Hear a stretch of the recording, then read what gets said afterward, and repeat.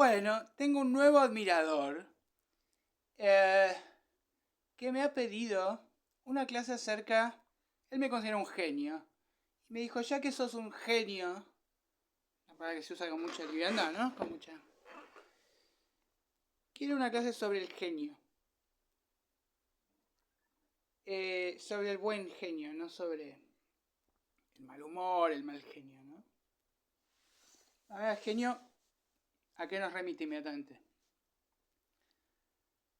A un efrit, ¿no? A la lámpara de Aladino.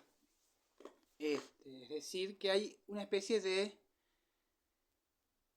sensación de magia, por lo menos del receptor.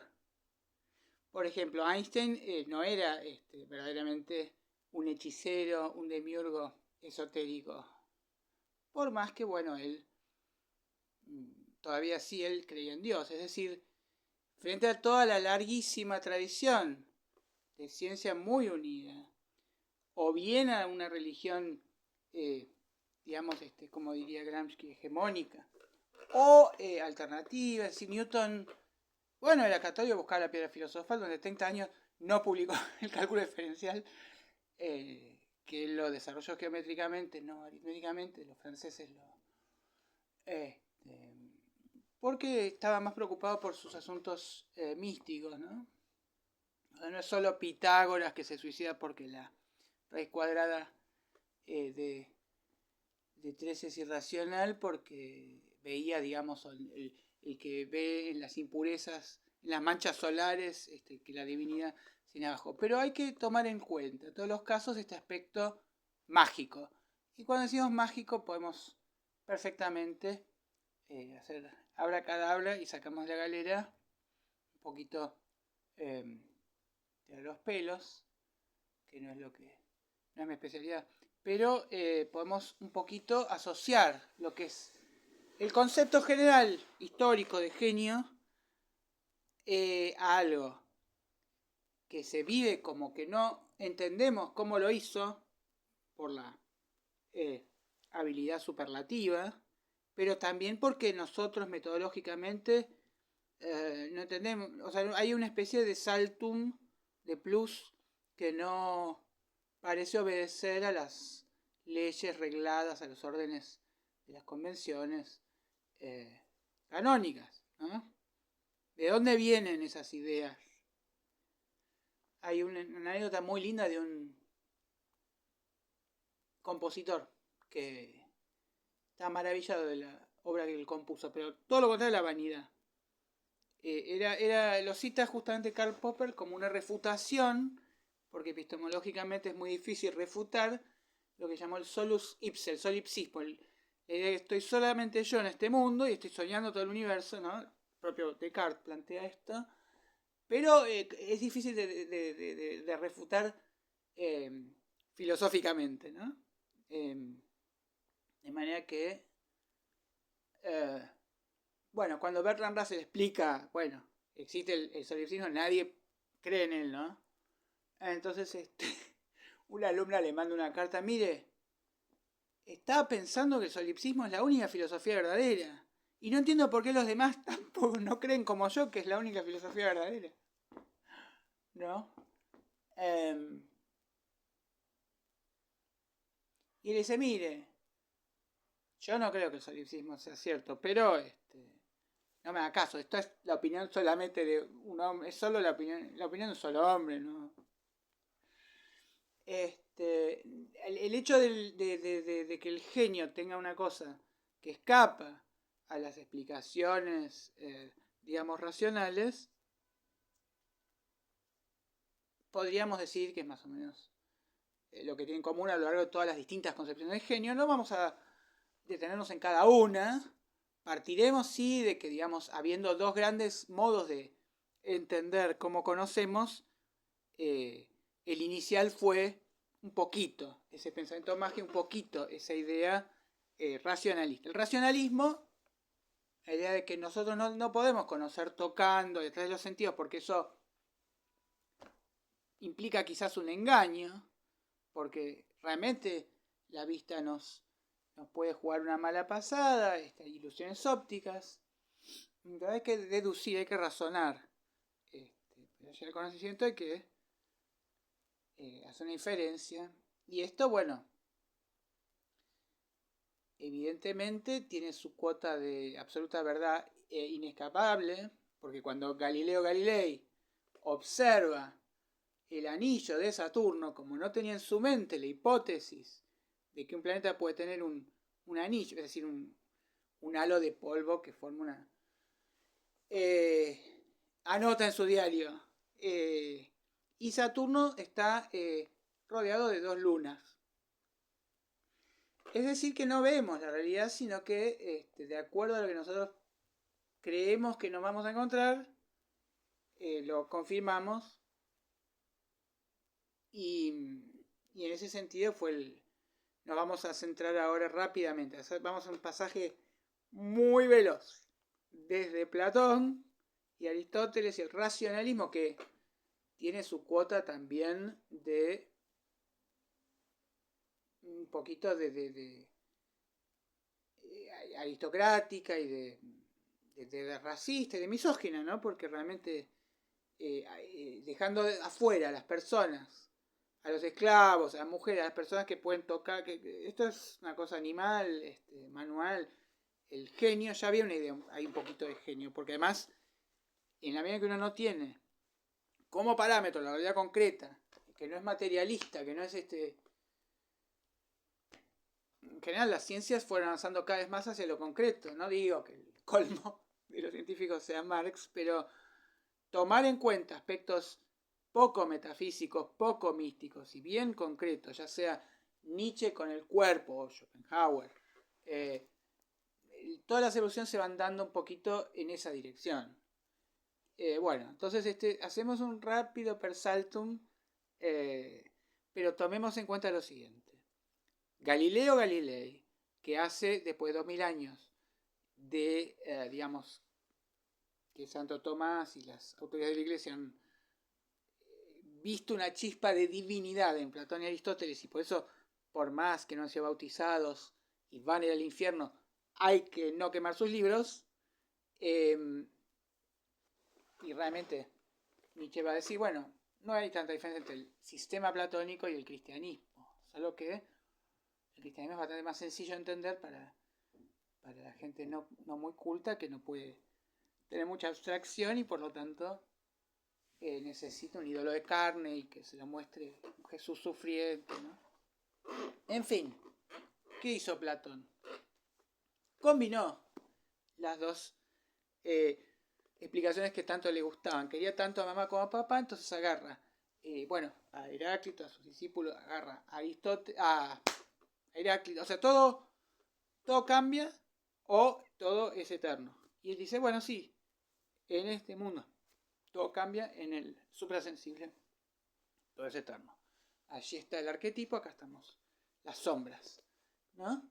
Bueno, si hacemos ahora un rápido salto, podemos pasar por Galileo, que es el que cambia al empirismo, a poder comprobar, medir, matematizar, ¿no? Ver la cantidad y no la calidad. Pero recordemos que no es porque Galileo contó con el telescopio y antes no se podía observar directamente.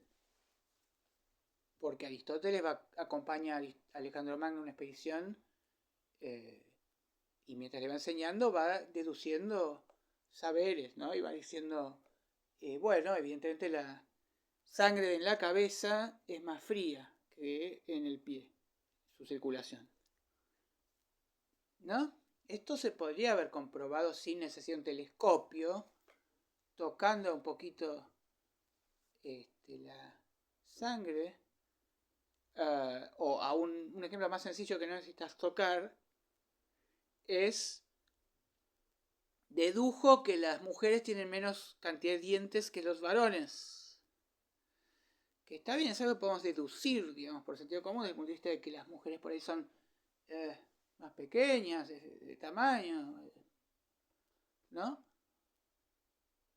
Por ejemplo, el cerebro de la mujer es más pequeño, eso no quiere decir que sea menos inteligente, porque la inteligencia se define mucho más bien por la conexión entre los neuronas. Pero bueno, podría haberse podría haber sido realidad. Lo que pasa es que si bastaba con acercarse a la esposa de Aristóteles, decir, abrí la boca, por favor, mi amor, un minuto, pasar en el comedor, no, estaba equivocado. Entonces, la ciencia es plantear una hipótesis, ir a confirmarla y que pueda ser refutada. Cuando no es refutada ya no es ciencia, ya es ser popular, una religión, la justicia argentina, ¿no? Pero, si vamos a Galileo, vamos a pasar directamente a Kant, porque yo quiero que nos situemos concretamente, más allá de que el concepto de genio después se va a dilatar en los siglos ulteriores, y también existió siempre en los profetas, en los iluminados, en los mesías, en los diferentes modos, ¿no?, de genialidad. Pero digamos, dentro de lo que es el expresionismo, el genio romántico alemán específico surge en 1770. Surge con esta pequeña reacción a el iluminismo. La ilustración con Kant es como si fuera, bueno, hasta ahora la humanidad fue la infancia de la humanidad, pero nos podemos liberar del oscurantismo de la Edad Media y nos arrancamos las vendas de los dogmas y podemos pensar por nosotros mismos, dejamos de lado el teocentrismo, somos antropocentristas, sapere aude. Entonces, Kant dice, es una combinación. Hume me despertó mi sueño dogmático. Hume es el gran escéptico, dice, no creo que haya un yo. Me fijé y nobody there. El cerebro es una tabula rasa, no es que tenemos adentro pensamiento. Es como decía Platón, que conocer es reconocer, es recordar. Y hace entonces esta combineta, donde tenemos una especie de antena codificadora que, por un lado, tenemos las impresiones del mundo exterior, los fenómenos, pero esto es ordenado por nuestras categorías innatas de tiempo, espacio y causa, con lo cual no es que esté en el mundo, ni el tiempo, ni la causa, ni el espacio. La causa había sido la gran... Hume había puesto en duda la existencia de una ley necesaria de que de una cosa se siga la otra y no que tal vez hasta ahora siempre fue así y hubo una mera sucesión, ¿no? Entonces lo que dice en realidad Kant es que un perro va a ordenar sus percepciones de manera olfativa y nosotros las ordenamos de manera, digamos, de acuerdo a nuestra medida, como Protágoras dice, el hombre es la medida, pero nosotros vamos a un poco imponer al mundo. O sea, nuestra percepción es una construcción, la única a la que accedemos, porque no accedemos al noúmeno, a la cosa en sí, pero esto permite también no solo que el individuo es importante, sino que la subjetividad, esto va a dar lugar después a ulteriores desarrollos importantes, pero quiero decir, en la filosofía clásica el objeto de estudio es el cosmos, en la moderna con Descartes es el sujeto. Y bueno, en la posmoderna lógicamente es el lenguaje invisible, el lenguaje que está tan cerca. Por eso digo que la evolución es cada vez hacia ver lo que está más cerca. Primero vimos, Freud un poco arrogantemente dice hubo 3 grandes heridas narcisísticas. Cuando la humanidad se enteró de que no era el centro del universo, porque el Sol es el centro y no la Tierra, yo no estoy seguro de que la gente se sienta íntimamente dolida por esto, ¿no? De hecho hay un capítulo de Sherlock Holmes buenísimo donde Sherlock Holmes se entera de que la Tierra gira alrededor del Sol. Igual si no puede ser, usted es solamente inteligente, bueno, no lo sabía. No quiero ocupar mi cabeza con cosas que igual no hacen a mi oficio. Más bien pienso en algún tabaco egipcio, cosas que son útiles para poder detectar asesinos. Total, a mí, si la Tierra gira alrededor del Sol, el Sol de la Tierra, Júpiter y Saturno hacen un pas de deux, no me cambia nada. Y otro segundo movimiento es el de Darwin, que a Freud le dolió tanto. A Freud le dolió porque Freud era lamarquista, él creía que hay una íntima voluntad que produce el cambio, no el azar. Era un determinista, un sobredeterminista. Frente a un Hume que niega que haya causa, Freud dice que para que exista un síntoma tiene que estar sobredeterminado, tiene que converger, digamos, dos, bueno, dentro de su sistema no vamos a andar ahora en eso, pero él es un racionalista, o sea, Freud es un caso interesante. ¿Es romántico o es clásico? Él, por ejemplo, trae a lo que era la ciencia todo el mundo que buscan los románticos recuperar el mundo de los sueños, de la oscuridad, de las pesadillas, el mundo sí, de distintos errores, el chiste, las ocurrencias espontáneas, lo involuntario, pero lo busca también a su vez controlar científicamente. Es un caso interesante, ¿no? Un interregno, un híbrido. Sin duda cree en la razón. Lo que pasa es que descubre la racionalidad. No lo descubre, había muchas teorías, pero desde su sistemático, inconsciente y todo, termina reduciendo la ratio cartesiana a algo más infinitesimal. Es decir, no deja de ser un hombre de la ilustración, Freud, pero bueno, con bastante aspecto de pesimismo hobbesiano, catastrofismo fáustico, como llama Oswald Spengler a las personas de este siglo, ¿no? De la guerra, preguerra y la Primera Guerra Mundial que trae, que hace nacer a la Segunda, ¿no?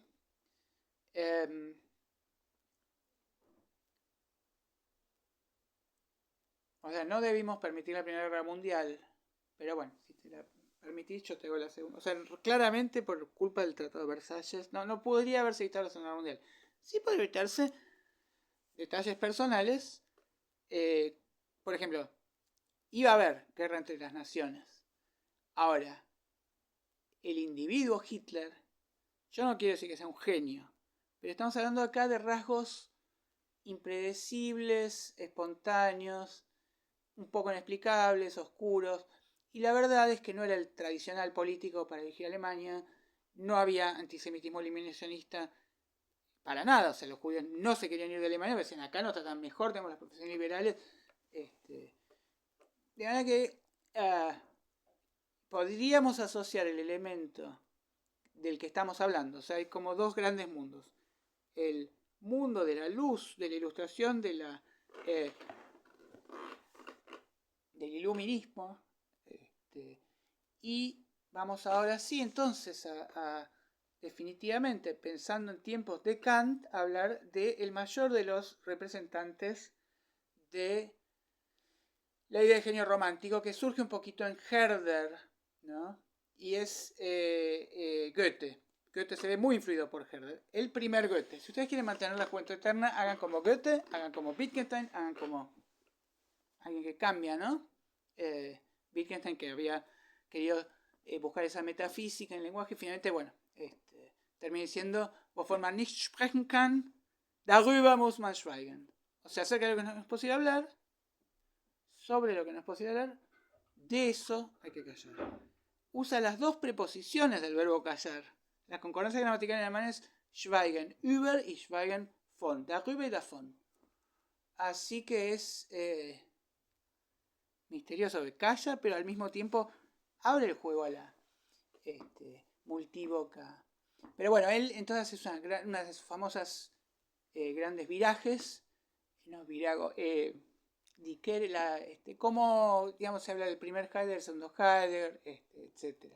Pero el caso, y Nietzsche tiene 7 Nietzsches. No se los cataloga así, pero también se podría hacer con Platón, tranquilamente. Las distintos. Pero bueno, todos los grandes genios complejos tienen distintas aristas. Y no, según el recorte que uno haga, puede subsumirlo más a uno u otro. Bueno, en relación a la idea de genio, ¿en qué consiste? Kant no habla de la genialidad, sino justamente al contrario, de una razón acotada. El libro Crítica de la razón pura no es voy a criticar a la razón pura, la razón es una porquería. Crítica quiere decir límite. Entonces realmente ahí está buscándose la medida de lo humano, el alcance del pensamiento y poder apropiarse de una herramienta arrancándose la venda respecto de que no va a producir milagros ni ser todopoderoso. Entonces, si bien el antropocentrismo deja vacante el lugar de Dios, que tendríamos que llamarla función de Dios, porque Chesterton dice, cuando un hombre deja de creer en Dios, no es que pasa a no creer en nada, sino que pasa a creer en cualquier cosa y le da esa autoridad de Dios a algo que, bueno, que por lo menos en Chesterton no la tiene. Adorno y Horkheimer han escrito Dialéctica del Iluminismo diciendo que, bueno, poco menos que Voltaire, Diderot, la enciclopedia del alfabetismo, llevaron a los campos de concentración porque poner a la razón por encima de los valores tradicionales, de las emociones, porque más tenemos la razón cartesiana separada de la emoción de la inteligencia, ¿no? Y por eso tenemos brillantes expertos de IBM colaborando en cómo catalogar a los prisioneros para matarlos mejor. Tenemos sí mucha inteligencia muy brillante, pero no emocionalmente inteligente, ¿no? Entonces, cuando tenemos por un lado, podemos decir un Kant, que es como decir, el ideal de la ilustración es el hombre ahora es adulto. Y frente a esto, quedando entonces incompleto, de acuerdo a los románticos, este ideal, siendo insuficiente, no siendo ahora, bueno, ahora tenemos el poder, ahora vamos a tener además uno de los rasgos interesantes es la idea del progreso indefinido y del positivismo, del sentido de la historia, ¿no? Es decir, la rueda de la historia avanza a favor mío, y entonces yo soy liberal. Yo creo realmente que con el tiempo el derrame va a hacer que se tenga la pobreza, y si yo soy marxista, con el tiempo las contradicciones internas del capitalismo. Es decir, por más que uno pueda pensar que decir que la historia tiene un sentido limitado, acotado, indetenible, inmodificable, y no que tenemos el futuro abierto, que somos libres y soberanos para elegir nuestro destino y nuestro camino, esto es medio tramposo porque realmente lo que hace la idea del sentido de la historia es apropiarse y controlar el futuro en la dirección que yo quiera. Entonces, es parte del mismo movimiento. Bueno, vamos a rápidamente definir este tema de Goethe. Goethe, digamos, pasa esto, que la religiosidad, que ya no está en la iglesia, no puede ser abandonada. Entonces, a Goethe le fascina el cuadro de Rembrandt, donde la Virgen María Madre de Dios es una mujer campesina holandesa, y tiene toda esta idealización de la naturaleza, una naturaleza muy distinta a la de Tennyson o la de Joseph Conrad y el mar inescrupuloso que nos mata, una naturaleza calma, apacible, que hemos olvidado nuestra naturaleza por pecadores. O sea, tenemos que volver a entrar al paraíso por la puerta de atrás, es la metáfora que usa uno de los románticos, que bueno, por supuesto no está hablando de sodomía ni nada. No digo que no sea paradisíaco en algunos casos, pero él se refiere a que tenemos que recuperar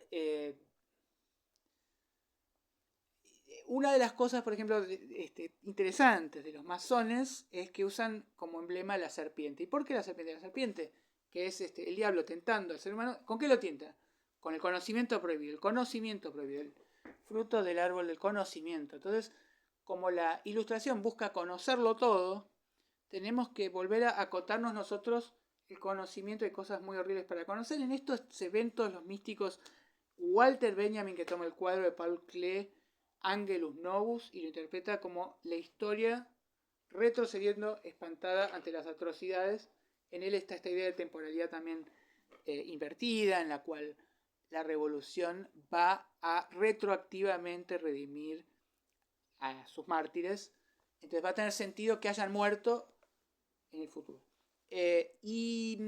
Bueno, en definitiva, este primer Goethe, que se ve maravillado por la iglesia gótica de Estrasburgo, que considera que los neoclásicos se equivocan al tomar de pasado común de la humanidad a la antigua Grecia. Una antigua Grecia fraudulenta. Realmente podríamos decir que los alemanes arruinaron el helenismo. Fíjense, Winkelmann, que es considerado el padre de la antropología, de la arqueología. La antropología es otro alemán, Baumgarten. Pero el padre de la arqueología deduce también, porque elige un zapatero sin la menor formación, sin el menor método, escribe así cosas porque le pinta que no estaban pintadas las esculturas griegas. Eran blancas, no eran realistas. Por algo no eran blancas. El arte griego no era realista. No era por eso. Pero por algo no eran blancas, sí, por las pigmentaciones. Vegetales duraron menos que el mármol, ¿no? La historia de la pintura es interesante, no de los cuadros, sino de cómo se fueron descubriendo los colores, cómo España tenía el monopolio del Bordeaux y luego Alemania tratando de lograrlo llega al azul Prusia. Bien, entonces, ¿qué sucede? Antes de que Bismarck unificara los distintos pequeños estados alemanes, tenemos el tema de que se busca esa unidad con esta pujante, floreciente, con este estallido de la literatura donde tenemos a todos los clásicos, los románticos, Novalis, Heine, Goethe sobre todo, Schiller. Y bueno, en este momento está Kant en el aire, por más que, o sea, justamente Goethe no lo lee, y le dicen, no lo leyó, está en el aire, no necesito leerlo. Schopenhauer trató varias veces de explicarle, pero bueno, Goethe es alguien que cultiva la sensatez. Entonces, ¿cómo va a entender el idealismo trascendental?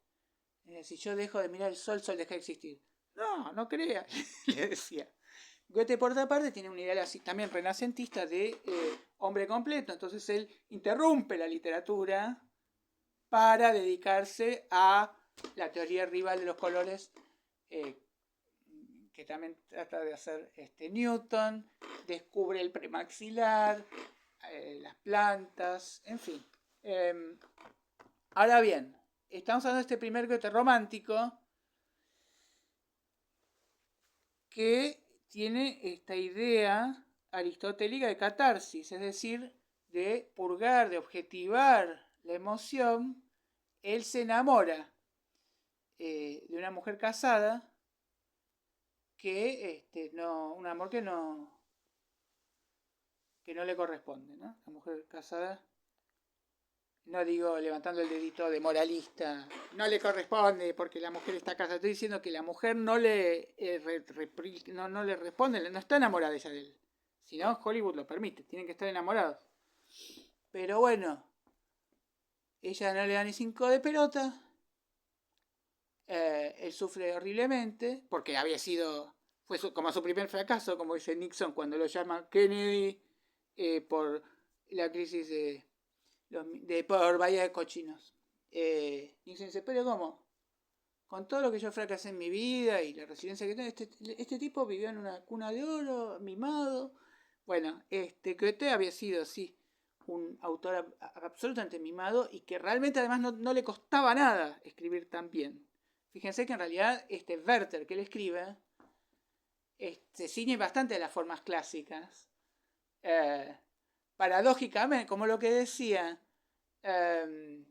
Ricardo Piglia, que Cortázar cuando escribía, siendo un burgués conservador, un gorila, escribía con algo vanguardístico, buscando experimentar algo revolucionario. Y cuando fue castrista y parte del boom así, izquierdista y militante y agitador y todo, no escribió de manera revolucionaria, sino los premios, formas clásicas. Bueno, Goethe, yo creo que se puede decir que todo lo que asociamos al romanticismo, que es la exaltación, lo que es absolutamente desproporcionado, no desproporcionado, pero por lo menos como más grandilocuente y mucho menos acotado, porque lo clásico normalmente tiene que ver con el límite y con que no puede haber un cuadro si no hay un marco y todo eso. Y yo creo que el Fausto está escrito de la manera romántica, el Werther de la manera clásica, y bueno, se desembaraza ese romanticismo con el Werther. Todos sus seguidores son románticos, creen que su ídolo es Goethe porque escribió eso tan romántico, se suicida. Bueno, en fin, es un bestseller a la manera para adolescentes, tipo de Catcher in the Rye. Justamente creo que podríamos asociar un poquito el romanticismo a la adolescencia, en varios sentidos. En que la adolescencia, al ser el cambio de piel, al ser la caída de los dioses, que eran los padres, está como que perdió la brújula, pero al mismo tiempo quiere constituir en esa incompletud, su identidad y denunciar que en el mundo, que es así el mundo, no su cuerpo en este momento por las hormonas, sino que realmente el ser humano está incompleto y es variable. Y entonces en ese sentido hay una gran similitud, me parece, entre el romanticismo y la adolescencia, por así decirlo. Bueno, vamos a rapidísimamente tener que terminar, ya vamos a media hora. Anima a muchos filósofos una idea de genio romántico en el sentido de inspiración, de rato de inspiración, y no de sujeción racional, esquemática a una sistematicidad que aparece en ese sentido. También podemos trazar una pequeña divisoria de aguas en cuanto a lo que viene a ser la ciencia y lo que viene a ser el arte. Normalmente igual ya veníamos como diciendo que en realidad la filosofía es la madre de todas las ciencias. Y una vez que una ciencia es útil, se la llama ciencia. Y en ese sentido sí, la parte como no estrictamente utilitaria y pragmática, aparte del resto indefinido, toda la parte, bueno, novales, todos ellos hablan de de hacer valer la melancolía, la oscuridad, la noche, la enfermedad como modo de vida, y en ese sentido también ya hay una anticipación con respecto al surrealismo y a también a escindir el arte de la belleza, que es algo que Goethe lo proclama, como diciendo, bueno, él lo dice con estas palabras: los salvajes tienen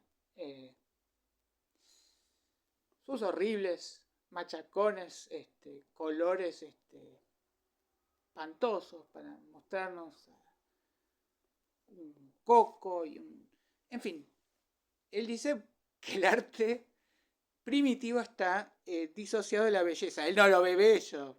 No podemos negar que para el hijo del hipopótamo, el hipopótamo es bellísimo, ¿no? Pero bueno,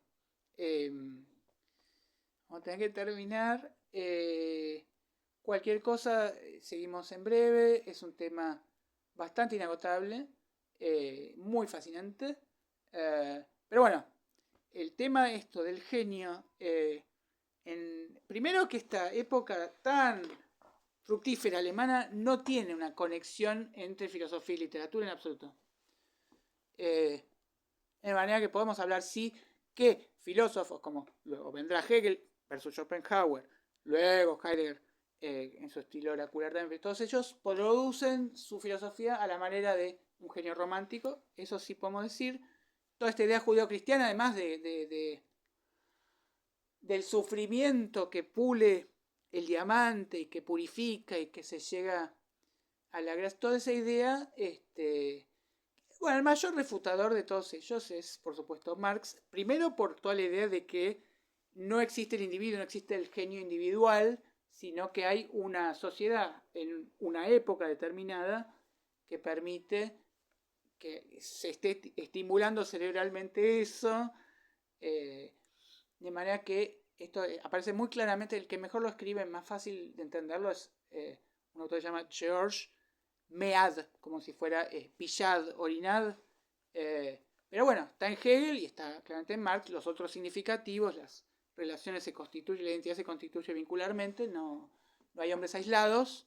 Y en esto tendremos que contrastar al clásico, que es Robinson Crusoe, con el romántico, que es el lobo estepario, que sufre esa soledad adolescente, desamparada, intransmisible. Mientras que Robinson Crusoe está bien. Él va, sin la compañía de otras personas, en calidad de náufrago, a establecer su ciudad, su colonia, su revolución industrial, pero porta consigo toda la civilización, digamos. no se siente solo. Bueno, vamos a tener que ir terminando. Quedan bastantes cosas por decir. No quería dejar de decir que para mí los alemanes arruinaron lo helénico. Winkelmann diciendo que el arte griego no era realista. Por supuesto que era mejor que realista en cuanto a que, por ejemplo, si ustedes ven la Acrópolis, la hacen grácilmente más redondeada en base a la idea de la proporción áurea del 66%. Eso también da para largo ahora, pero tampoco el Capitolio reprodujo eso. O sea, tendría que estar pintado. Bueno, que yo espero que Donald Trump lo pinte bien de naranja y chau. Luego tenemos Heinrich Schliemann. Después de desde 400 años antes de Cristo, todos leen Homero, la alegoría de Troya, bárbaro. Y este tipo dice, no, bueno, yo soy un alemán literal autista. Si hablan de Troya, tiene que existir Troya. Organiza la expedición, aprende griego, está con la esposa griega especialmente, tipo Hernán Cortés con la Malinche, y destroza pico y pala, hace pelota, las 7 sucesivas ciudades de Troya, saquea los tesoros arqueológicos, se lleva más oro que el British Museum, la máscara de Agamenón. O bueno, otros 2 alemanes que arruinan lo griego, Wolfgang Petersen y esta Barbie hollywoodense, que es una modelo alemana, que sin dioses griegos, solo para mostrar que Brad Pitt entrenó las pantorrillas, una película que eso no es Patroclo, eso no es Aquiles. Bueno, la idea entonces de genio romántico podríamos asociarla a aquello que es incomunicable, insondable, misterioso, ese resto artístico, porque realmente podríamos también, para trazar esta divisoria de aguas, decir que si no hubiera existido Einstein, de todas maneras alguien hubiera llegado a la teoría de la relatividad. Pero si no hubiera existido Rilke, nadie escribiría los poemas Rilke. Entonces, el aspecto así de la... Bueno, que Goethe llama la autenticidad y todo eso, pero que tiene que ver con, en realidad con un trazo, un sesgo singular de cada uno de los individuos. Vamos a tener que dejar, pero es un tema muy interesante. También para establecer contrapuntos, evoluciones y preguntarnos qué va a poder lograr hacer genialmente la computadora y que no, si es que hay algo que no. Pero bueno, si las computadoras pueden hacerlo todo, entonces tendrían razón los iluministas en cuanto a que la razón, que no hay nada necesariamente más para poder avanzar en el conocimiento y en el... Bueno, vamos a tener que dejar porque realmente avanzamos mucho hoy y son muchas ideas y que normalmente hay que decir unas poquitas. Yo creo que debía hablar de Heinrich Heine, que para mí es un escritor superior a Goethe. Pero también es tan magnífico el elogiando que yo pienso que lo pone a Goethe en el trono. Porque Goethe no lo hubiera elogiado tan bien a él como él a Goethe. Y al mismo tiempo descansado también, porque hay frases de una ironía y un sarcasmo hermoso, deleitable, que dice que bueno, a veces el buen Goethe es como un carruaje que lleva un solo pasajero en su cuchet, como si es una oración que solo tiene una idea. Es muy divino.